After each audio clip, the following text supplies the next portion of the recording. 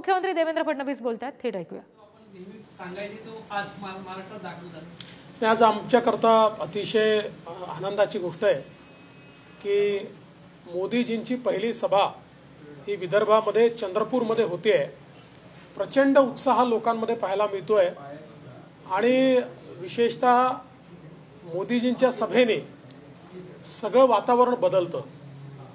आज विदर्भामध्ये भारतीय जनता पक्षाला आणि महायुतीला अनुकूलता आहे, पण मोदीजींच्या सभेने ती अनुकूलता अधिक मोठ्या विजयामध्ये परिवर्तित होईल याबद्दल माझ्या मनामध्ये शंका नाही। लगेच 10 तारखेला माननीय मोदीजींची सभा रामटेक मतदारसंघात देखील होणार आहे आणि मला असं वाटतं की या 2 सभाने आमचा जो विदर्भाचा भाग आहे हा पूर्णपणे ढवळून निघेल। उद्या गुढीपाडवा आहे, मनसेचा एक मेळावा होत आहे। खूप दिवसांपासून चर्चा वेगवेगळ्या सुरू होत्या, काही गुढीपाडव्याच्या दिवशी एक वेगळी गोड बातमी मिळणार आहे का, काय अपेक्षा आहे? नाही, अर्थात एक गोष्ट या ठिकाणी सांगितली पाहिजे की मनसेशी काही चर्चा या गेल्या काळामध्ये आमच्या झालेल्या आहेत।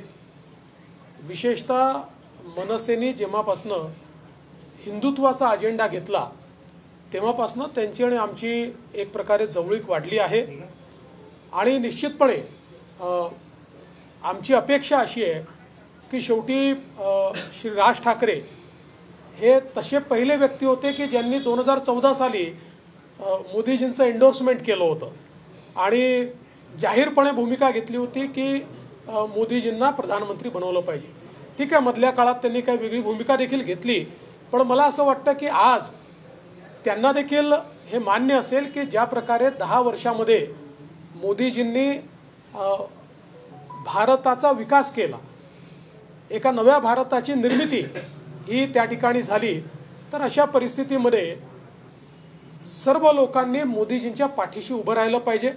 विशेषतः जे लोक राष्ट्रीय विचाराने प्रेरित आहेत, ज्यांच्याकरता समाज प्रथम आहे, राष्ट्र प्रथम आहे, अशा सगळ्या लोकांनी मोदीजींसोबत राहिलं पाहिजे। आणि म्हणून मला विश्वास आहे की श्री राज ठाकरे आणि त्यांची महाराष्ट्र नवनिर्माण सेना ही देखील महायुतीसोबत त्या ठिकाणी राहील, मोदीजींच्या सोबत राहील, मोदीजींना त्यांचा पाठिंबा असेल। अर्थात त्यांचा पक्ष आहे, त्यांना निर्णय घ्यायचा आहे, पण माझी मात्र निश्चितपणे त्यांच्याकडनं ही अपेक्षा आहे की यावेळी त्यांनी मोदीजींना पाठिंबा दिला पाहिजे। महायुतीमध्ये उद्या नवीन पक्ष एक अशी अपेक्षा आहे की महायुतीचा विस्तार होऊ शकतो। साहेब, मला जे बोलायचं आहे मी बोललेलो आहे। आता तुम्ही फिरून फिरून प्रश्न विचारला तरी देखील त्याचं उत्तर तेच असणार। दक्षिण मुंबई आणि दक्षिण पश्चिम मुंबईचं सोबत येणार का मग मनसे तुमच्यासोबत, कारण की त्यावरून जागा मागत होते मनसे? मी तुम्हाला उत्तर दिलेलं आहे, तुम्ही किती फिरून फिरून विचारलं तरी वेगळं उत्तर येणार नाही। रत्नागिरी सिंधुदुर्ग संदर्भात उमेदवाराबद्दल खूप हे आहे आणि प्रचार सुद्धा सुरू झाले, बैठका होत्या, मात्र नाव घोषित होत नाही। असं आहे की आता ज्या काही उर्वरित जागा आहेत त्यांची एकत्रित घोषणा आम्ही करणार आहोत आणि प्रचाराला लागलंच पाहिजे, कारण शेवटी उमेदवार कोणी असला तरी देखील प्रचार हा कामीच येतो। त्यामुळे भाजप असेल, शिवसेना असेल, राष्ट्रवादी असेल किंवा सगळ्या मित्रपक्षांनी आपापल्या परीनं त्या ठिकाणी सगळ्या उरलेल्या जागा जिथे उमेदवार घोषित व्हायचे आहेत तिथे तयारी केली पाहिजे असं आम्ही ठरवलं। किंबहुना प्रत्येक विधानसभा मतदारसंघाच्या मेळावे घ्या असं देखील आम्ही सांगितलंय।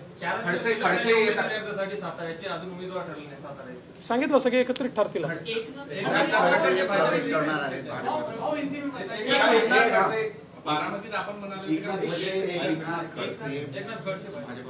असं आहे की भारतीय जनता पक्षामध्ये मोदीजींवर विश्वास ठेवून कोणीही प्रवेश करत असेल तरी देखील त्या ठिकाणी त्याला कोणाचा विरोध असण्याचं कारण नाही आहे। त्यामुळे अजून अधिकृतरित्या पक्षाने आम्हाला कळवलेलं नाही, पण अधिकृतरित्या ज्यावेळेस पक्ष कळवेल त्यावेळेस त्यांचंही आम्ही स्वागतच करू। बारामतीत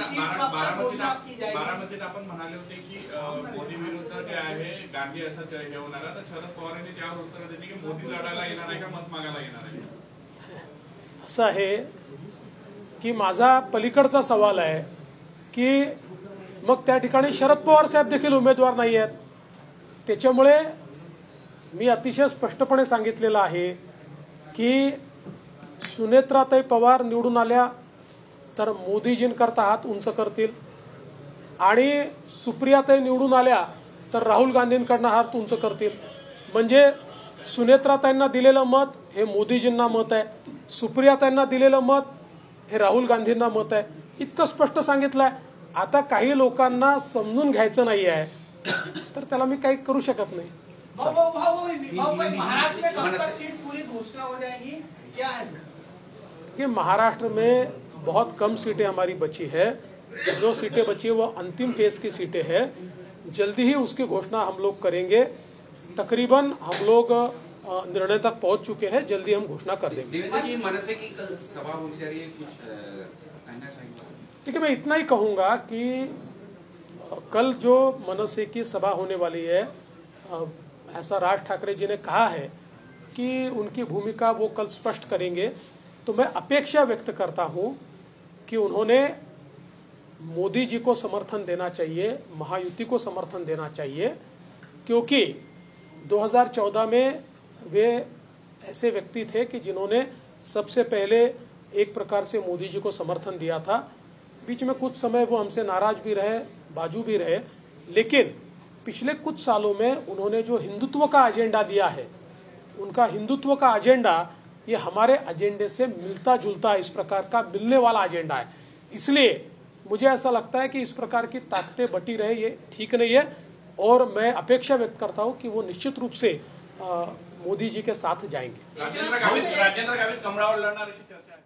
उपमुख्यमंत्री देवेंद्र फडणवीस पत्रकारांशी बोलत होते. राज ठाकरे अर्थात मनसे महायुतीमध्ये येणार की नाही याच्या संदर्भात काहीसं सकारात्मक सूचक विधान त्यांनी केल्याचं म्हणायला हरकत नाही.